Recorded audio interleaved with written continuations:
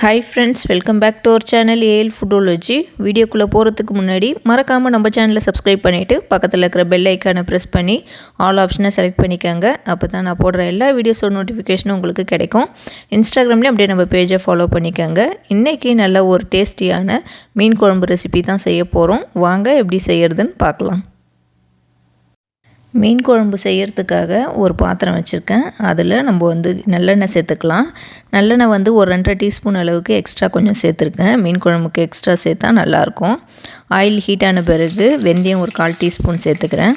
ஒரு 100 கிராம் அளவுக்கு சின்ன வெங்காயம் கட் பண்ணி வச்சுருக்கேன். அதையும் இதோட சேர்த்துக்கிறேன். சின்ன வெங்காயம் சேர்த்த பிறகு நல்லா அதை வதக்கி விட்டுக்கலாம். வெங்காயம் நல்லா கொஞ்சம் கலர் மாதிரி வரணும். இந்த மீன் குழம்புக்கு நம்ம நல்லெண்ணெயில் செஞ்சால் குழம்பு நல்லா டேஸ்ட்டாக இருக்கும். அதே மாதிரி சின்ன வெங்காயமும் சேர்த்துக்கங்க. இது ரொம்பவே நல்லா ஹெல்த்தியும் கூட, நல்ல குழம்புக்கு டேஸ்ட்டும் கொடுக்கும். இது கொஞ்சம் நல்லா வதங்கிட்டு இருக்கட்டும். இது வதங்கின பிறகு நம்ம பூண்டு இடித்து வச்சுருக்கோம். அதையும் இதோட சேர்த்துக்கலாம். 2 பச்சை மிளகாய் கீரி சேர்த்துக்கிறேன். கொஞ்சம் கருவேப்பிலை சேர்த்துக்கிறேன். இதை சேர்த்துட்டு நல்லா வெங்காயத்தோடையே நல்லா மிக்ஸ் பண்ணி வதக்கி விட்டுக்கலாம். பூண்டு சின்ன வெங்காயம் இது எல்லாத்தையும் நல்லா வதக்கி விட்டுக்கோங்க. இதுக்கிடையில் நான் ஏற்கனவே பெரிய வெங்காயம் 2 எடுத்து மிக்ஸி ஜாரில் நல்லா அரைச்சி வச்சுருக்கேன்.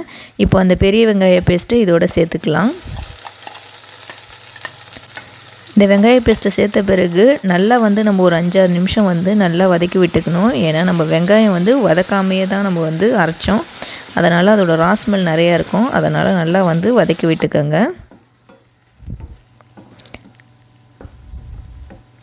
அதே மாதிரி 2 தக்காளியும் நான் மிக்ஸி ஜாரில் நல்லா பேஸ்ட் ஆக்கி அரைச்சி வச்சுருக்கேன். இதையும் நம்ம சேர்த்துக்கலாம்.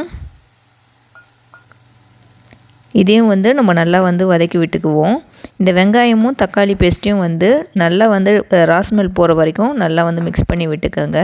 அதுலேருந்து எண்ணெய் பிரிஞ்சு வரணும். அந்த அளவுக்கு டைம் எடுத்து நல்லா வதக்கி விட்டுக்கோங்க.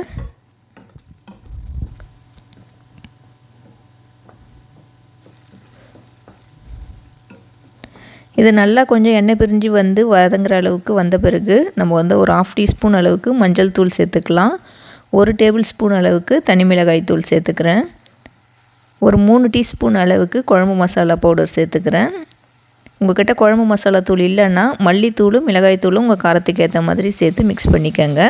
இதை சேர்த்துட்டு நல்லா ஒரு 20 செகண்ட்ஸ் நல்லா நம்ம வதக்கி விட்டுக்கலாம். இந்த தூளில் இருக்கிற ரா ஸ்மெல் போகணும். அதனால் நல்லா வதக்கி விட்டுக்கோங்க. நீங்கள் நல்லா வதக்கினா தான் அந்த குழம்பு தூளில் இருக்கிற ரா ஸ்மெல் போகும்.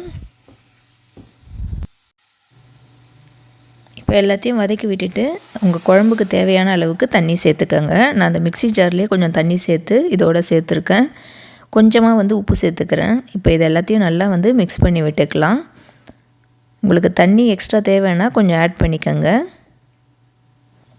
இதை நல்லா மிக்ஸ் பண்ணி விட்டுக்குவோம். இது கூட நான் ஒரு சின்ன லெமன் சைஸ் புளி எடுத்து கரைச்சி வச்சுருக்கேன். அந்த புளி தண்ணியும் சேர்த்துக்கிறேன். உங்களோட குழம்பு கன்சிஸ்டன்சி எந்த அளவுக்கு வேணுமோ அதுக்கேற்ற மாதிரி நீங்கள் சேர்த்துக்கங்க. ஆனால் இந்த குழம்பு கொஞ்சம் திக்காக தான் வரும். நல்லா டேஸ்ட்டாக இருக்கும் திக்காக இருந்தால். புளி தண்ணி சேர்த்துட்டு நல்லா மிக்ஸ் பண்ணி விட்டுக்கலாம். குழம்புக்கு தேவையான உப்பு சேர்த்துக்குவோம். உப்பு சேர்த்துட்டு எல்லாத்தையும் ஒன்றா நல்லா கலக்கி விட்டுக்கலாம். எல்லாத்தையும் ஒன்றா நல்லா மிக்ஸ் பண்ணி விட்டுட்டு நம்ம ஒரு லிட்டு போட்டு மூடி வச்சுக்கலாம். குழம்பு நல்லா கொதித்து வரட்டும். ஒரு 30 நிமிஷம் விடுங்க. இதுக்கிடையில் நான் இன்றைக்கி பார் மீன் எடுத்திருக்கேன். இங்கே கிடைக்கக்கூடிய பார் மீன். இது நல்லா டேஸ்ட்டாக இருக்கும். இதை க்ளீன் பண்ணி மஞ்சத்தூள்லாம் போட்டு வாஷ் பண்ணி எடுத்து வச்சுருக்கேன். நீங்கள் இதே ஸ்டைலில் நீங்கள் நம்ம ஊரில் கிடைக்கிற எந்த மீனாக இருந்தாலும் செஞ்சு பாருங்கள். மீன் குழம்பு நல்லா டேஸ்ட்டாக இருக்கும். இப்போது ஒரு 30 நிமிஷம் கழித்து நான் ஓப்பன் பண்ணிட்டேன். பாருங்கள், குழம்பு நல்லா எண்ணெய் பிரிஞ்சு நல்லா கொதித்து சூப்பராக வந்திருக்கு பாருங்கள். பார்த்தாலே தெரியும் குழம்பும் நல்லா கொஞ்சம் திக்கான கன்சிஸ்டன்சியில் தான் இருக்குது. அது இன்னும் கொஞ்சம் நல்லா திக்காகிடும். இந்த ஸ்டேஜில் நம்ம க்ளீன் பண்ணி வச்சுருக்க மீனை சேர்த்துக்கலாம். நீங்கள் இதே ஸ்டைலில் சங்கரா மீன், நம்ம ஊரில் கிடைக்கிற மத்தி மீன், கிழங்கா மீன்லாம் இந்த ஸ்டைலில் இந்த மீன் குழம்பு செஞ்சு பாருங்கள். வேறு லெவலில் இருக்கும் டேஸ்ட்டு. இப்போ மீன் எல்லாத்தையும் சேர்த்துட்டு ஒரு 5 நிமிஷம் அப்படியே மூடி விட்டுடலாம். மீன் குழம்பு ரெடியான பிறகு நம்ம ஓப்பன் பண்ணி பார்ப்போம். இப்போ நான் ஒரு 5 நிமிஷம் கழித்து ஓப்பன் பண்ணிட்டேன். பாருங்கள் எண்ணெய் பிரிஞ்சு குழம்பு நல்லா சூப்பராக கொதிச்சிட்ருக்குது. இது இன்னும் நல்லா ஹீட்டில் கொஞ்சம் திக்காகிடும் குழம்பு. சூப்பரான ஒரு மீன் குழம்பு ரெடி ஆகிடுச்சு. இந்த மீன் குழம்புல உங்களுக்கு மாங்காய் கிடைச்சாலும் நீங்கள் வந்து சேர்த்து செஞ்சு பாருங்கள். நல்லா டேஸ்ட்டாக சூப்பராக இருக்கும். எனக்கு கிடைக்கல. நம்மளோட சூப்பரான மீன் குழம்பு வந்து ரெடி ஆகிடுச்சு. இதை இப்போ சர்வ் பண்ணிவிட்டு காட்டுறேன். பாருங்கள் நம்ம செஞ்ச இன்றைக்கி மீன் குழம்பு நல்லா டேஸ்ட் வேறு லெவலில் இருக்கும். நம்ம அந்த வெங்காயம் தக்காளிலாம் வந்து அரைச்சி சேர்த்துது, அதே மாதிரி சின்ன வெங்காயம் சேர்த்ததுலாம் வந்து குழம்பு செம்ம டேஸ்ட்டாக இருக்கும். நீங்கள் கண்டிப்பாக வேறு மீனில் செஞ்சு பாருங்கள். டேஸ்ட்டு வந்து உங்களுக்கே ரொம்ப பிடிக்கும். நீங்கள் செஞ்சு பார்த்துட்டு எப்படி இருந்துச்சுன்னு மறக்காமல் கீழே கமெண்ட் பண்ணுங்கள். இந்த வீடியோ உங்களுக்கு பிடிச்சிருக்கும்னு நினைக்கிறேன். பிடிச்சிருந்தால் லைக் பண்ணிக்கோங்க. இந்த வீடியோவை உங்கள் ஃப்ரெண்ட்ஸ் அண்ட் ஃபேமிலிஸ்க்கும் ஷேர் பண்ணி விடுங்க.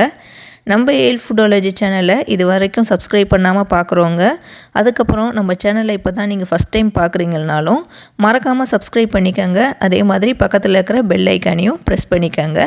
தேங்க்யூ ஃபார் வாட்சிங்.